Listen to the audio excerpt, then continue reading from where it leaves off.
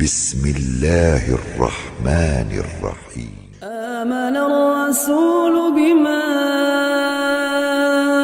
أنزل إليه من ربه والمؤمنون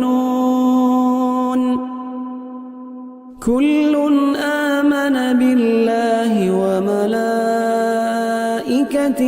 وكتبه ورسله لا نفرق بين أحد من رسله وقالوا سمعنا وأطعنا غفرانك ربنا وإليك المصير.